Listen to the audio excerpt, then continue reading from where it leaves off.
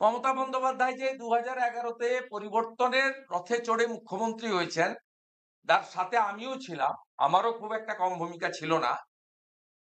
সেক্ষেত্রে যে 3টে বড় মেজর ইনসিডেন্ট উনাকে মুখ্যমন্ত্রী হতে সাহায্য করেছে, একটা সিঙ্গুরে তাপসী মালিকের কেস, সিবিআই হওয়ার জন্য সিপিএম নেতা দেবু মালিক সহ এরা জেলে ছিল। সেকেন্ড, নন্দীগ্রামের কেস, জননী ইটভাটা, সিবিআই হওয়ার জন্য আর্মস অ্যামুনেশন উদ্ধার হয়, এতজন জেলের ভিতরে যায়, অ্যারেস্ট হয় জননী ইটভাটা থেকে, কোয়ার্টার উইথ আর্মস, সিবিআই উদ্ধার করেছে। থার্ড হচ্ছে নেতাই 2011 7 জানুয়ারি, সেটাও কলকাতা হাইকোর্ট সিবিআই দিয়েছিল বলে আজকে ফুল্লরা মন্ডল, খলিলুদ্দিন, ডালিম পান্ডে, অনুজ পান্ডে সব 10 বছর ধরে জেল খেটেছে। আপনি অ্যানালাইসিস করুন, মমতা বন্দ্যোপাধ্যায় তো সিবিআই ইনভেস্টিগেশনের সরাসরি সুফল পেয়েছেন।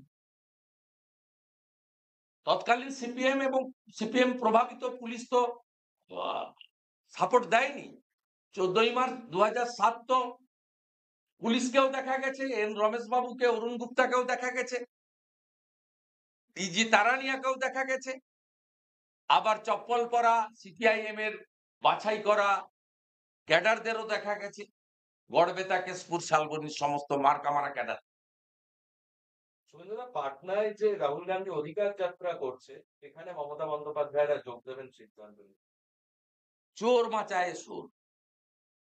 এই যে ইন্ডি, এদের 3টে এজেন্ডা।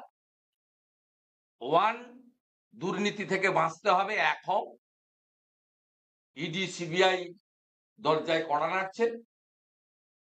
2 হচ্ছে পরিবারকে টিকিয়ে রাখো। 4G, 3G, 2G, 4G, 2G, 3G, Chacha Nehru, Indira Gandhi, Rajiv Gandhi, Rahul Gandhi. 3G, Sheikh Abdullah, Farooq Abdullah, Omar Abdullah.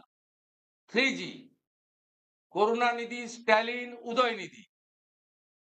2G, Lalu, Tejashwi, Mulayam, Akhilesh, পিসি, ভাই।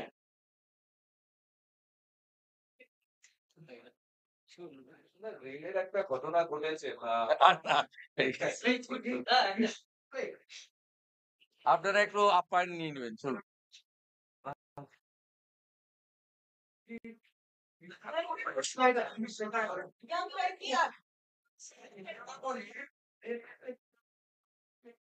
মমতা ব্যানার্জি যতক্ষণ থাকবে ডেলি এরকম হবে, প্রত্যেক দিন হবে।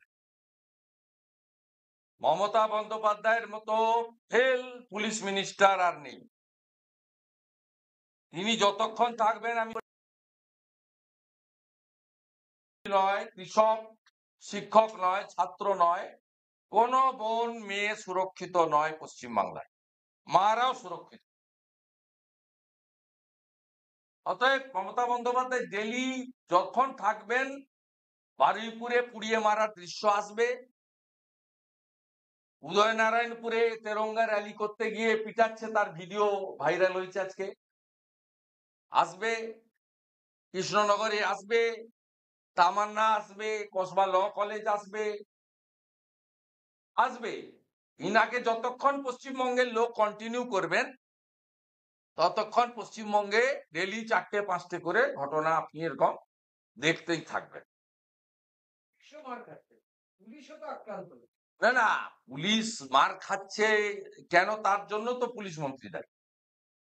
এবং এই পুলিশ মন্ত্রীর ব্যর্থতা আমি নিজের চোখে দেখেছি। 16 সালে দার্জিলিং এ ক্যাবিনেট করেছিলেন, আমিও ক্যাবিনেটে ছিলাম। ও তো বিমল গুরুংরা দখল করে ফেলেছে। তখনও তো কেন্দ্রের সরকার, রাজনাথ সিং স্বরাষ্ট্রমন্ত্রী, তিনি সঙ্গে সঙ্গে 6 কোম্পানি সিআরপি দিয়ে আমাদেরকে সব উপর থেকে নিচে নামিয়েছে। কদিন আগে ধুলিয়ান শামশেরগঞ্জেও দেখলাম পুলিশ শাটারের নিচে ঢুকে গেছিল, 300 বিএসএফ এর জওয়ান দ্রুত বেরিয়ে এসে উদ্ধার করেছে। তা মমতা বন্দ্যোপাধ্যায় তো যখনই বিপদে পড়েন আধা সামরিক বাহিনীর শরণাপন্ন হয়। অতএব এখানে পুলিশের নিচের তলা তো বিপন্ন, পুলিশকে দল দেখে অ্যাকশন নিতে হয়। পুলিশকে ধর্ম দেখে অ্যাকশন নিতে হয়।